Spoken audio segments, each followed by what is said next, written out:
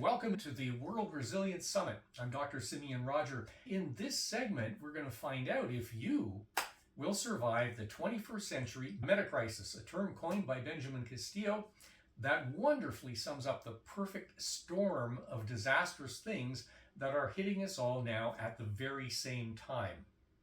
So, yes, this is a part of the summit where we talk about the resilience of communities, nations, and entire civilizations. Are we humans smart enough and wise enough to survive the mess we've created?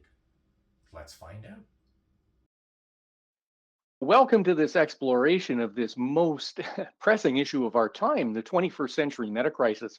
Well, what is the meta crisis anyway? And why does it feel like the world is unraveling in so many ways at once?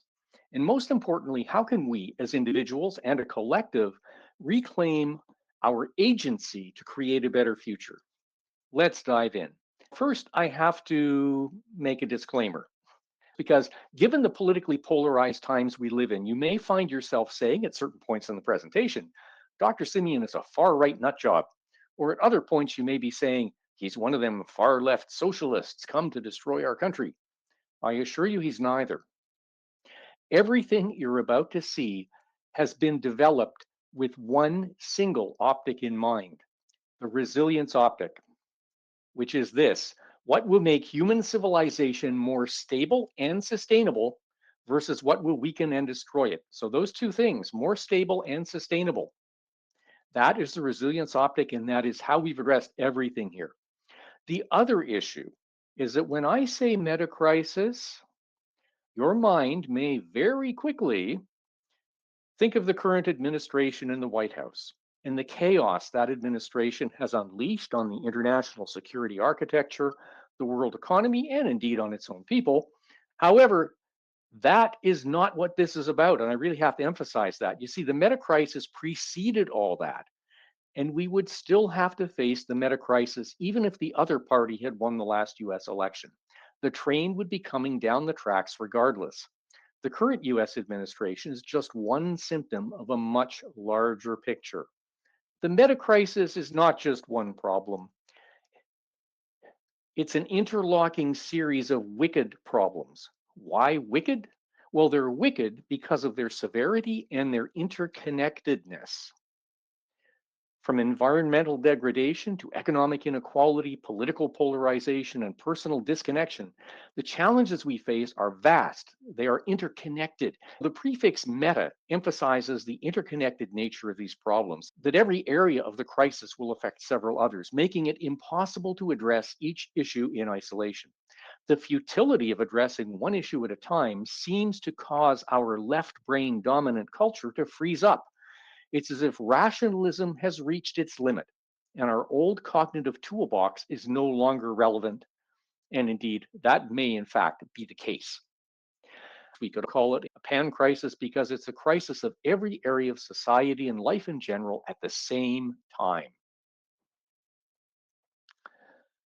So, this creates a feeling of overwhelm, leading to a lack of agency, direction, and even hope. Many people feel trapped, unable to find contentment in the present or envision a better future for themselves and their loved ones. Most people sense the severity of the current situation, though they're probably not consciously aware of the extent of the challenges. They may even prefer not to be fully aware for the sake of their own mental health, and we can sympathize with. So many try to cope by denying the extent of the problem, developing on a single thread of the overall tapestry, or looking for someone to blame. This leads to the hazardous search for both enemies and saviors, a search that wastes time and distracts us from addressing root causes. Let's have a look at some of the main constituent parts of the meta crisis. I've broken it down just for convenience into 10 main factors. Let's have a look at some of them. First, economic challenges. Now, when I say economic challenges, I'm not referring simply to the usual ups and downs of the economy, but to a far deeper set of factors, such as the massive siphoning off of the surplus value of the economy to the top 0.1% of the population, with the corresponding damage to the economic viability of the middle and working classes and to the young. all perpetrated under the guise of trickle down economics, also known as neoliberal economics, even though it's promoted mostly by conservatives. And we also can't fail to mention the consistent undermining of the very core of the worldwide economic and financial system as a whole in the insatiable search for greater profits, which has transformed the world economy into a house of cards, a giant Ponzi scheme that is inherently far more vulnerable than it used to be. Let's go on to number two. What about disruptive technologies? Just yesterday, my phone's new AI, installed without my consent, practically yelled at me out of the blue to ask it a question, as if it were a toddler who was bored. So, whether it's AI, quantum computing, advances in robotics, autonomous vehicles, or nanotechnology, it's destined to remake our daily lives at an increasingly rapid pace. Need we mention that the human nervous system does not adapt well to fast paced change? So, what we've done here, you see, is we put ourselves in a situation where the pace of technological advancement is increasingly rapid and we really don't control it, but also a situation where the effects of a given technology on the social fabric can be quite damaging. And yet, we have no way off this self made roller coaster. It's a self made roller coaster, and we're on it.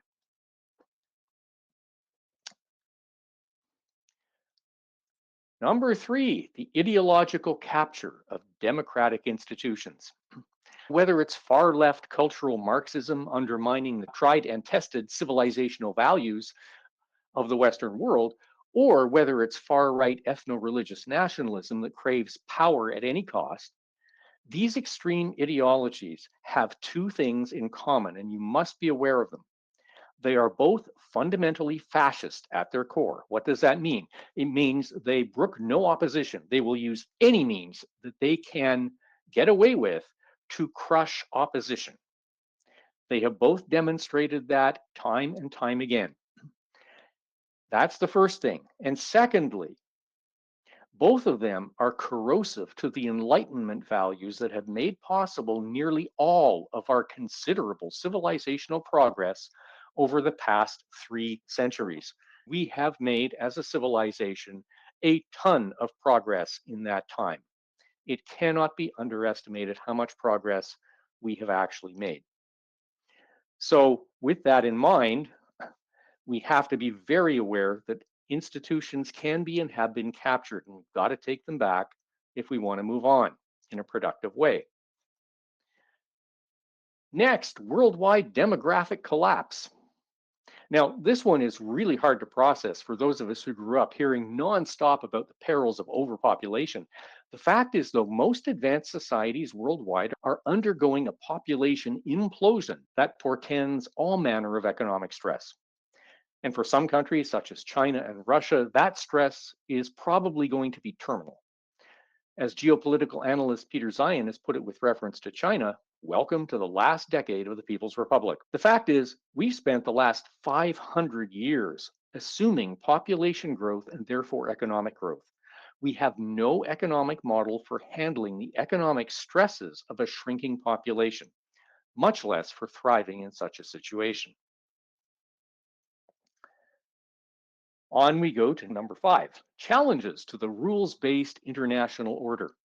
Something you may not have thought about much. You may take it for granted, but the fact is the post-war rules-based international order lifted hundreds of millions of people worldwide out of poverty and has allowed a large number of smaller nations to survive and thrive without fear of being swallowed up by a larger neighbor. While the rules-based order has always faced challenges, notably during the Cold War, the current challenges are more acute and multifaceted than ever, and they're coming all at once. So there are the external challenges. We see Russia's genocidal invasion of Ukraine. We see China's threats to Taiwan. We see Iran's direct missile attacks. But there are also internal factors. Internally, we have the corrosive effects of extreme left cultural nihilism and extreme right political isolationism, economic protectionism, and ethnic tribalism. Will humanity slide back into an age of empire where might makes right and the rules based order collapses? That is the big question of our time. If the rules based order collapses, all bets are off. Failure of leadership. Whether we're speaking of public sector bureaucracies, private sector companies, or all the way up to nation states, it's clear that our leaders, and I put the word leaders in quotation marks, are fresh out of ideas. Think of it this way: most private companies are still using an organizational model that hasn't changed since the dawn of the industrial age, and they wonder why it's not working anymore. The situation has changed, but the solution hasn't. It's time to keep up.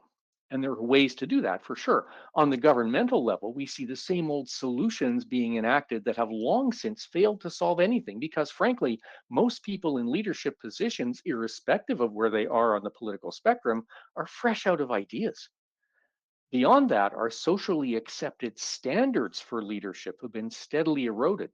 So we're tolerating people in leadership positions, particularly in government, that would never have been tolerated 50 years ago, even 30 years ago. So it's time to upgrade our standards for leadership and start enforcing those. Number 7, militant religious ideologies. What do militant Islam and American far right Christian nationalism have in common? Well, they both see the destruction of the existing social order, if not the world itself, as intensely desirable. Needless to say, from the optic of resilience, of civilizational ability and sustainability, these fascist religious ideologies, pseudo spiritualities, are extremely dangerous, especially if they are mated with what we're about to talk about next, which is this: proliferation of weapons of mass destruction. As a geostrategic analyst, it would not surprise me in the least to see the number of nation states possessing nuclear weapons to double by the end of this decade, as the international security architecture is eroded. What may be unusual about this doubling is it may, in fact, be countries of the free world arming themselves with nuclear weapons at an increasingly rapid pace. But even if that's the case, this increase in countries that do possess nuclear weapons increases the odds of critical miscalculation, as well as the possibility of nuclear weapons or nuclear material for a dirty bomb or other weapons of mass destruction falling into the hands of a non state actor who can act without restraint. What's a non state actor? A terrorist group, right? People who can act without restraint. We are heading into a perilous time. Now, the next one everybody's heard of and everybody has an opinion, however poorly founded it is. What is it? Climate change. We'll call it actually climate change and natural disaster since we're talking both about climate events and geological events. Now, while we can debate the degree to which humans have caused climate change, and we can continue debating that to the end of time, the data is clear nevertheless. The data says that climate is increasingly volatile. It is threatening human habitation at an increasing rate. It is also threatening our food and water supplies globally at an increasing rate. It can lead to increases in regional conflicts over resources. It can lead to refugee crises and more. The overt politicization of the issue has, of course, greatly hindered our global response to it. And that is one of the big problems of our time. Everything is becoming politicized. And we're going to talk about that a little bit later. And finally, we get to number 10, something that is not even on most people's radar. I would not put it in front of every audience, but I'm going to put it in front of you because you need to know. Many of you will have suspected this or be aware of it already, but many will not. I call it the cognitive split between science and worldview. What does that even mean? The cognitive split between science and worldview. In the words of cognitive psychologist Dr. Donald Hoffman, when you can start building new technology, and we already are, based on the new science that does not assume that space, time, and physical objects are fundamental, then all of a sudden you're a Luddite if you still believe in space, time, and material substance. You've been left behind. So what does that mean?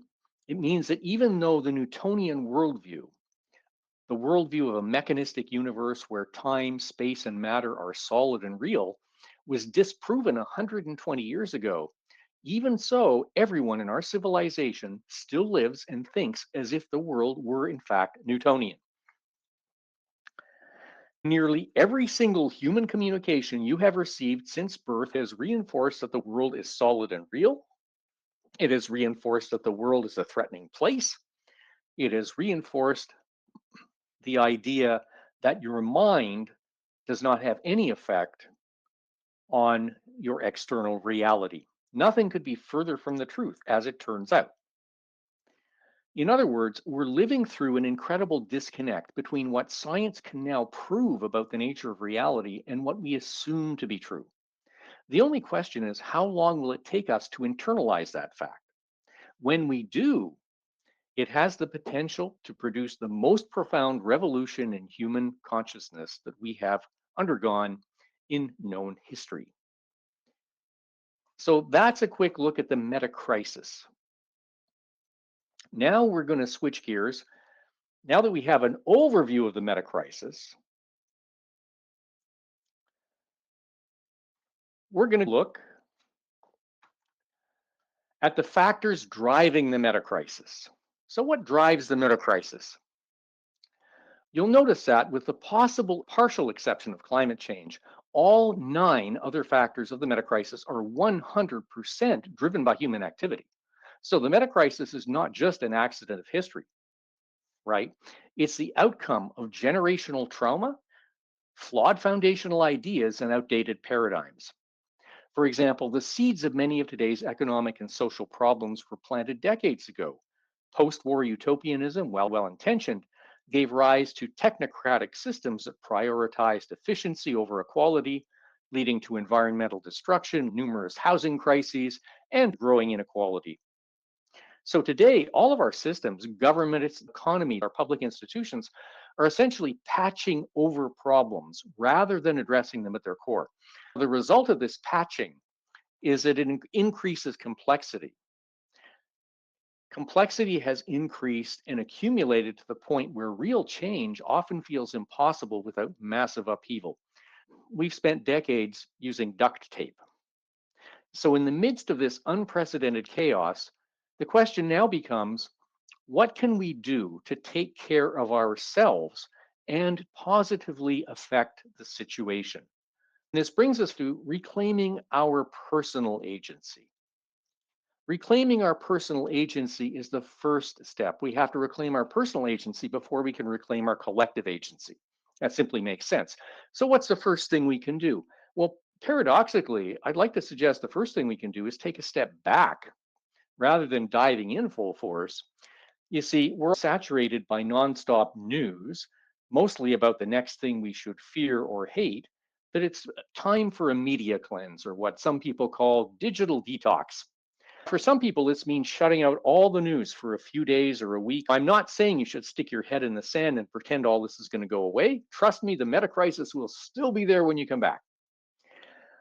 However, this kind of detox can have a very salutary effect on your nervous system in ways you will not see or understand until you do it.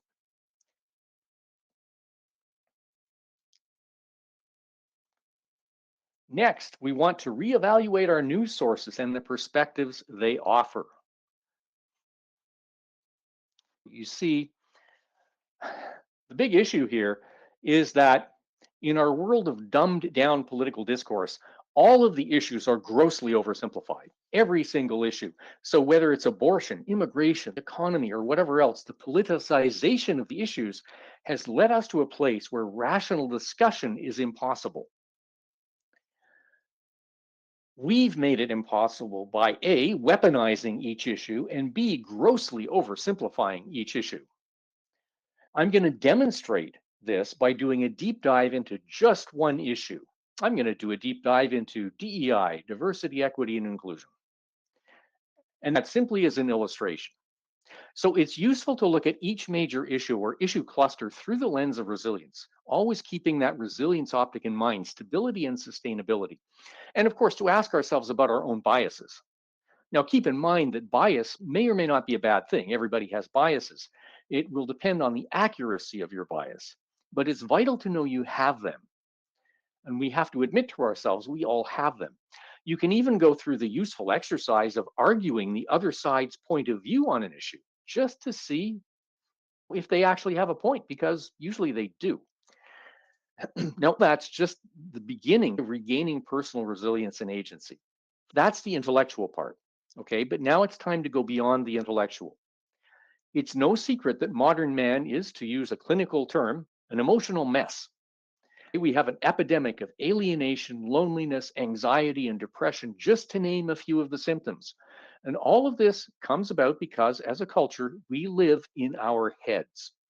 We suffer from severe left brain dominance, using less and less of the different types of intelligence built into our mind body organism. We need to find ways to reintegrate mind and body, to reawaken creativity and intuition, to pull ourselves into that elusive present moment where we actually have agency, and to realize we live in a world of endless possibilities. And there are lots of modalities that can help you do this. This summit has covered a lot of them, and we don't have time to go over them here. Now, there is no resilience without this.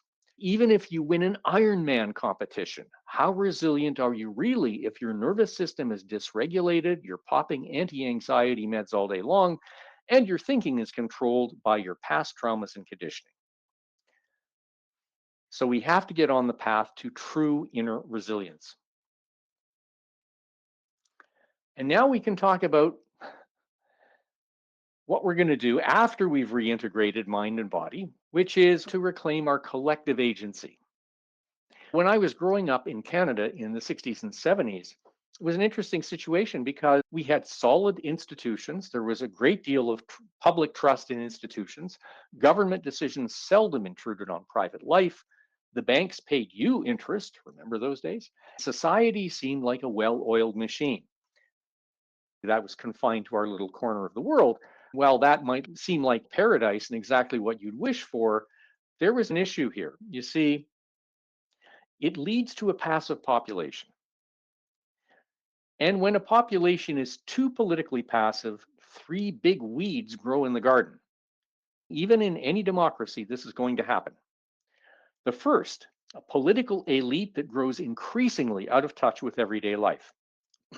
And if we look, for instance, at the political elite of both the Democratic Party and the Republican Party in the US going back to 2016, it became incredibly clear at that time both of these political elites were totally out of touch. Number two, a new aristocracy of wealth that is all too happy to rewrite the rules of the game for its own benefit. In other words, the beginnings of oligarchy. Yep, it's right there. And three, an increasing reliance on technocracy, which is the erroneous belief that society can be regulated by groups of experts dictating top down solutions. And this is the intellectual conceit that we've gotten into because of our left brain dominance. We've been here since pretty much the beginning of the modern age at the end of the Second World War. And it's time to rethink this. To reclaim our collective agency, we need to get more involved in the political process and in society in general. There are numerous ways to do that. I recently saw an American senator interviewed, and what she said was get to know everybody who represents you at every level of government, from municipal to state to federal. Get to know everybody who represents you, get on their mailing list, find out what they're working on. Find out how you can contribute, whether it's to your community, whether it's to the political process, or whatever. Number two, keep the resilience optic of stability and sustainability front and center at all times. You cannot go wrong this way. Three, patiently dismantle disinformation narratives and oversimplified versions of reality. Those are all around us. Once you learn to spot disinformation and oversimplification, you're off to the races. But if you don't correctly identify those, you're still trapped. Number four, promote dialogue across the political spectrum with sane people, any sane person you can find. Number five, become part of a new generation of leaders, leaders who care about people other than themselves, who keep the big picture in mind, and who think that facts actually matter. Here's the good news. Whether your age is 35 or 55 or 75, it doesn't matter. You can step up as a leader. And if leadership is not your thing, you can still help prevent the rise of more narcissists and sociopaths because goodness knows we have enough of those already. But I want to leave you with the following. No problem can be solved from the same level of consciousness that created it. That's Albert Einstein. but it's absolutely the key. We cannot use yesterday's solutions to get out of the meta crisis. Why? Because yesterday's solutions created 99% of the meta crisis. So the only question is this: how radical are you willing to be? That's the real question here. And only you and I can answer that for ourselves. I'm Dr. Symeon Rodger. And if you want to know more about how to cultivate your personal resilience or what resilient leadership and culture for organizations looks like, or whether you're passionate about making your community, nation, or civilization more resilient, whatever the case, head over to globalresilientsolutions.com. It's been a pleasure talking with you. I hope to hear from you soon. Take care.